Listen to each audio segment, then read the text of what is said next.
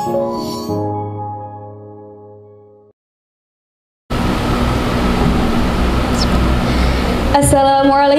warahmatullahi wabarakatuh.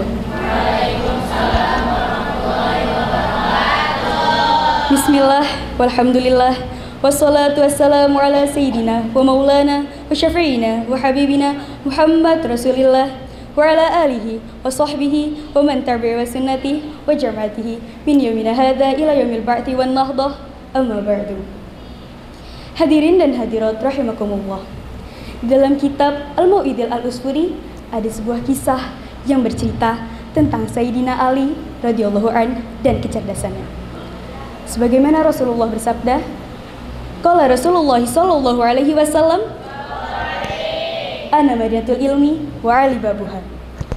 Bahwasanya aku adalah kotanya para ilmu, sedangkan Ali adalah pintunya. Mendengar hal tersebut, datanglah 10 orang Khawarij kepada Sayyidina Ali untuk membuktikan kepantasan Sayyidina Ali atas gelar tersebut, gelar pintunya para ilmu. Salah satu dari mereka berkata, wahai Sayyidina Ali, kami bersepuluh datang kepadamu untuk membuktikan kecerdasanmu. Kami akan menanyakan satu pertanyaan yang sama dan kau harus menjawab dengan 10 jawaban yang berbeda.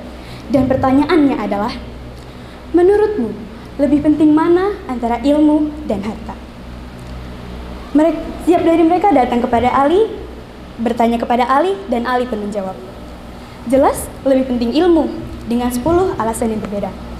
Alasan yang pertama, bahwasanya ilmu adalah warisan para nabi, sedangkan harta adalah warisan para raja, warisan para korun atau yang biasa kita sebut harta korun. Yang kedua, bahwasanya ilmu yang menjaga kita, sedangkan harta yang kita jaga. Namun tak melepas kemungkinan kita menjaga harta pun, harta itu akan masih tetap aman.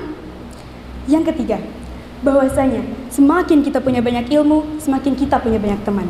Semakin kita punya banyak harta, semakin kita punya banyak musuh. Yang keempat, bahwasanya semakin kita punya banyak ilmu, membuat hati kita semakin bercahaya. Sedangkan kalau misalnya kita makin punya banyak harta, harta itu akan membuat hati kita keras dan membuat hati kita gelap. Yang kelima, semakin kita punya banyak ilmu, semakin membuat kita menjadi orang yang rendah hati dan orang yang tawadu. Semakin kita punya banyak harta, menjadikan kita orang yang sombong, orang yang tinggi hati, dan juga orang yang takabur. Yang keenam, bahwasanya semakin kita punya banyak ilmu, menjadikan kita seperti orang yang mulia, orang yang terpandang, dan juga orang yang terhormat. Sedangkan kalau misalnya kita punya banyak harta, menjadikan kita seperti orang pelit dan kikir. Coba kita lihat Abuya Said Akil Siraj. Kenapa beliau terlihat seperti orang yang terpandang, orang yang terhormat? Karena beliau punya banyak ilmu. Yang ketujuh, bahwasanya ilmu tidak akan lapuk, tidak akan habis dimakan usia, sedangkan harta akan habis dan lapuk dimakan usia. Yang ke-8, bahwasanya di hari akhir nanti ilmu akan menjadi syafaat bagi kita, sedangkan harta tidak akan memberikan syafaat apapun kepada kita, melainkan harta akan dihisab. Yang ke-9, semakin kita mempergunakan ilmu, semakin kita memanfaatkan ilmu, ilmu itu akan semakin bertambah. Sedangkan kalau misalnya kita membelanjakan harta, kita mempergunakan harta, harta itu akan habis. Dan datanglah orang terakhir kepada Sayyidina Ali, bertanya lebih penting mana antara ilmu dan harta. Lantas Ali menjawab, sebagaimana kita ketahui bahwasanya ilmu dan harta, pemilik seluruhnya, pemilik seutuhnya ialah Allah Subhanahu wa Ta'ala. Tapi kalau misalnya kita punya banyak ilmu, kita akan disebut sebagai hambanya Allah. Sedangkan kalau misalnya kita punya banyak harta, kita nggak akan disebut sebagai hambanya Allah, melainkan hanya sebagai pemilik harta. Begitulah ceritanya.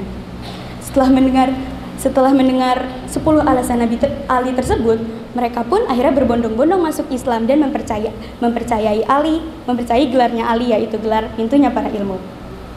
Bukan berarti kita hanya mengejar ilmu, tapi kita juga harus menyeimbangkan antara ilmu dan harta. Dan yang benar adalah gunakanlah ilmu untuk mencari harta yang halal. Gunakanlah ilmu untuk memanfaatkan harta dengan benar. Gunakanlah ilmu untuk mengeluarkan harta sesuai syariat dengan benar. Sekian dari saya. Akhirul kalam ungdur maqala wala tangdur man qala. Wallahul muwaffiq ila aqwamit thoriq. Wassalamualaikum warahmatullahi wabarakatuh.